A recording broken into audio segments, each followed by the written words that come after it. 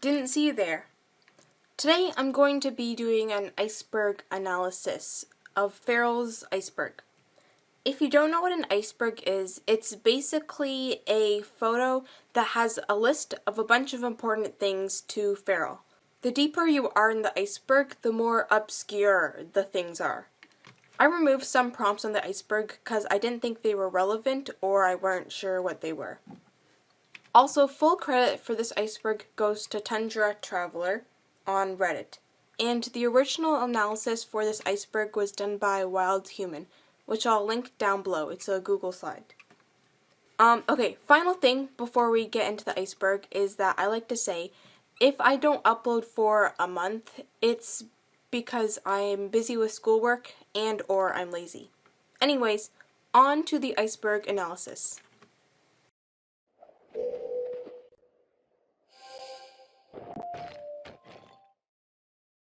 First off is Brody Season Pass. I have no clue what this means, but I guess it was the idea that there'd be a Brody themed Season Pass. I would have never thought this was possible until the Season 3 Tier 100 item was Brody's headband. Spark Origins. So Spark lore and the entire idea behind a spark is not hard to find out. Sparks are the thing in your forehead, and there was an entire Instagram post by Wildworks that explains what a spark is. Sparks are shards of stars that are brought to life by imagination. They have powerful energy that allows them to shapeshift. Aradia and Delilah. Aradia and Delilah are the official Instagram accounts of the Queens of Fer.al. Sometimes they'll post photos of themselves, and currently there seems to be this storyline about them having an issue with magic going on. Luca is a blood bolt in Fer.al. They are the center of a lot of lore theories because they're normally cheerful, except for when they're referencing some traumatic event in the past. The Tree. The Tree of Blood Tundra is another mysterious part of lore. The tree is pretty big and eerie, and there's a daily quest where you have to get some food for the tree. The tree seems to be possessing Vesta and other NPCs that come near it. Clogged Mugmire Fountain. So I think this is referring to the Dragon Fountain in Lakeroot Valley. There's a quest where you clean out the dragon mouth because it turns out that the statue is actually a fountain. It's possible that this statue could also be a real dragon because you can get an inspiration piece from the dragon neck called Dragon Scale. There's basically a scale removed from the dragon, and it looks like under it there's a blue real dragon. So it's possible that a real dragon was encased in cement and turned into a statue. Haunted Armoire. This is a furniture item that's extra creepy because the eureka of that item has elf ghosts inside of it.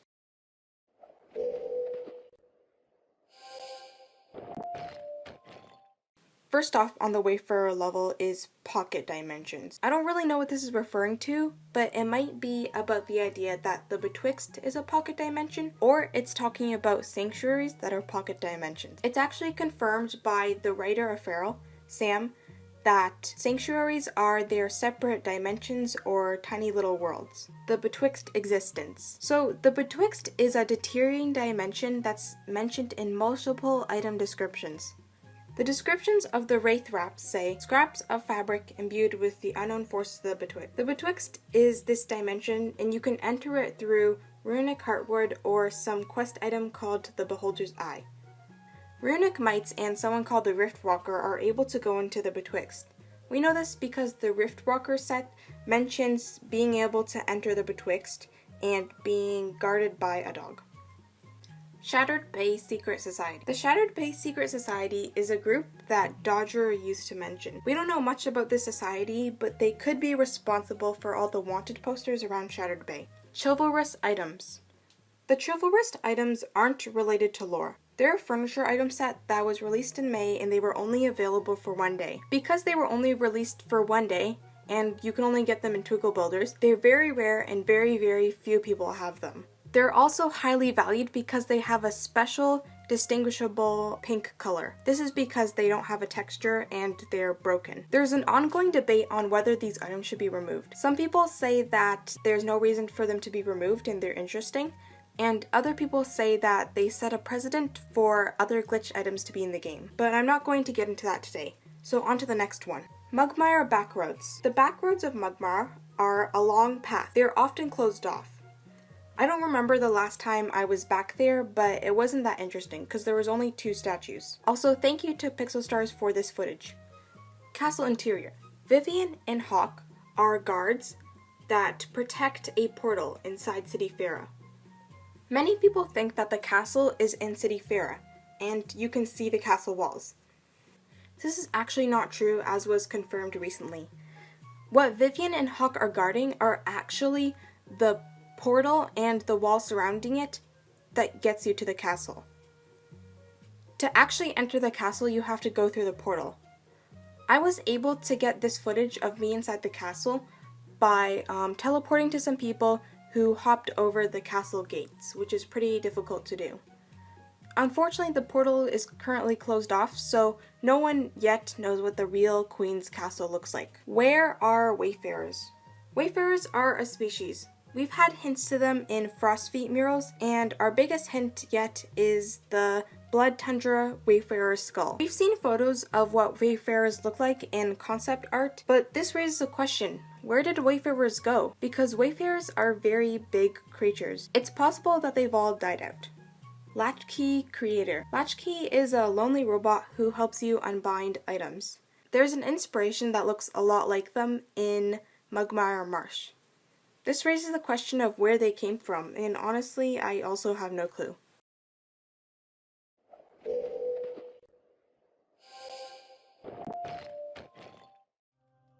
First theory of level 3 is Oasis is part of Lake Root. So the Oasis is this special place in the Blood Tundra. What separates the Oasis from all of Blood Tundra is that it has this special green grass and different trees from the rest of the tundra. It's really strange that in the Blood Tundra, where everything is snow and looks dead, there's suddenly this very vibrant area. Many people speculate that Lake Root Valley and the Blood Tundra used to be connected until they broke apart. Who locks the chest? I don't think anyone locks the chest, and this is just a game feature. Just so you know, from this point on in the iceberg, you'll see less and less stuff connected to lore and more just random stuff. War with the Pilfermites. So the Pilfermites are this species that are mentioned in the item descriptions of items that Striker sells. From what I could gather, they're pirate moths that sail in airships. We've never seen them in game though, but you might have seen their symbol around the game. Pilfermites might have fought with other NPCs, and that might be why Striker has their masks and clothing. Blood Tundra Time Curse. In the Blood Tundra, there are many kidbolds that mention being confused by time or how old they are. When asking Femur how old she is, she responds, "Little, but sometimes it feels like I've been little for like forever. It's hard to tell time out here." There are many theories that the Blood Tundra was cursed from a war, and now time in the Blood Tundra doesn't work properly. Kobold overpopulation. I guess this is a theory that there were too many kobolds or something, and some of them had to be sent to the Blood Tundra or to a different Lake Root village. I don't believe this theory because there seems like an adequate amount of kobolds. Remember the Embers. So this one is pretty interesting. There's this concept art that was found 2 years ago in December 2019 of a minigame idea. This minigame concept was called Remember the Embers. It looked like a card trading game. Back then, Fer.al's currency was called Embers, but I don't think this minigame will be added anytime soon. Birds die in Dizzy Whizzing. Where do the birds go when you swipe them away in Dizzy Whizzing Dispatch? Nowhere. This is just a game mechanic, and we shouldn't look too far into it, unless you want to call Andrelian a murderer. Kino lacks feet. This is a joke among the Fer.al community that Kino doesn't have feet, because you can't see Kino's feet from the game stands. In the game files, Kino doesn't have any feet. 2 Kinos. There are 2 Kinos, one in Shattered Bay and one in City Farah. I honestly do think it's strange that there's 2 Kinos in game, but it's probably just so you can play different minigames with them.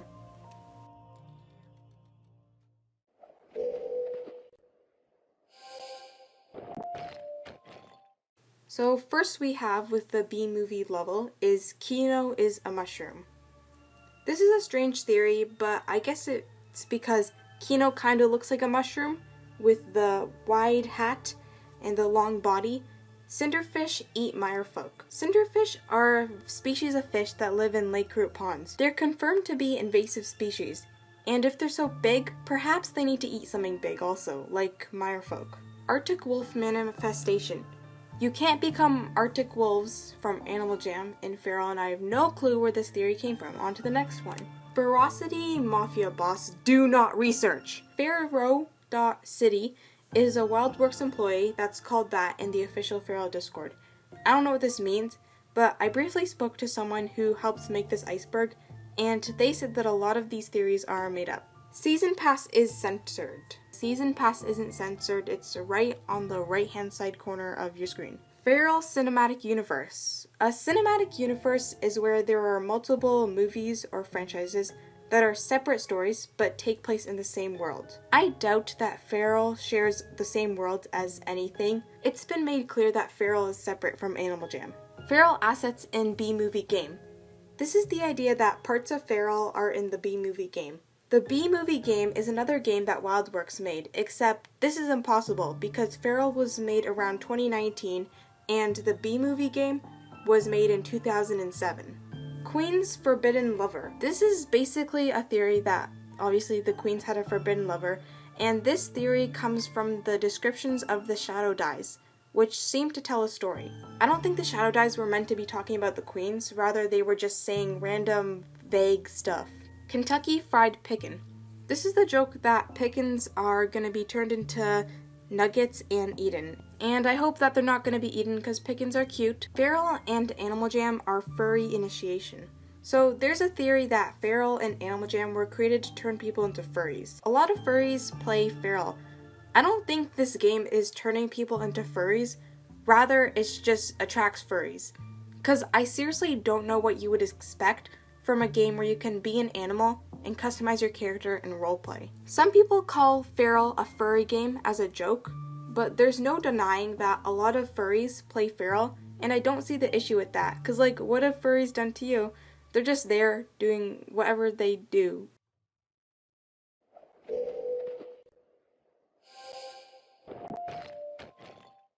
Okay, so the first one on this list is one of the worst for me, is Blinky #1947. Apparently this is just made up as a random name, but for months I was convinced that Blinky 1947 was a WildWorks employee. I seem to remember a time in the summer where I saw Blinky 1947 in the official Fer.al Discord, and it looked something like this edit I made.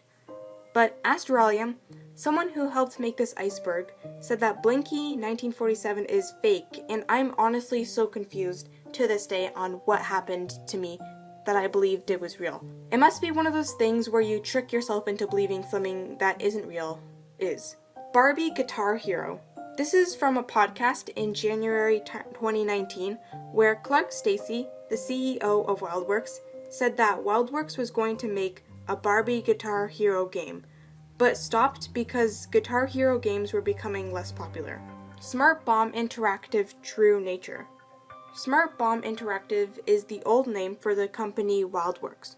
WildWorks is the company that made Animal Jam and Fer.al.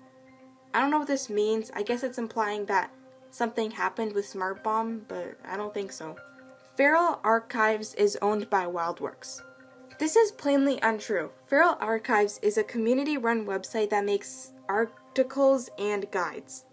Fer.al Archives was branched off of Animal Jam Archives, which was founded by Snowy Claw, who at the time didn't work for WildWorks, but now they work for WildWorks. Okay, the point is that Fer.al Archives is not associated with WildWorks and it's community-run. On to the next one. Clark stole Fer.al from National Geographic. Clark Stacy is the CEO of WildWorks. For 7 years, Animal Jam, a game by WildWorks, was partnered with the company National Geographic. But in 2017, National Geographic ended their contract with Animal Jam for unknown reasons. This theory says that National Geographic's idea was to make Fer.al and it was stolen by WildWorks. I don't believe this is true because National Geographic is like a wildlife magazine company and probably wasn't involved with coming up with game ideas, and I don't think WildWorks got that idea from them, then kept it for 2 years and then made the game. It just doesn't make sense. Genetic code for all game species is in the files. So this is the final iceberg part and one of the weirdest. The genetic code for all in-game species is in the files. I don't know who came up with that or what it means, because pixels don't need genetic code. Or is this saying that all NPC features were created by a program inside the game with genetic ideas? I don't know. If the Enigma text means nothing, I doubt they'll go as far as to adding an Easter egg of genetic code. Game species don't need genetic code. As seen in this video, all the NPCs have concept art and then are made into 3D modeling programs. That's all.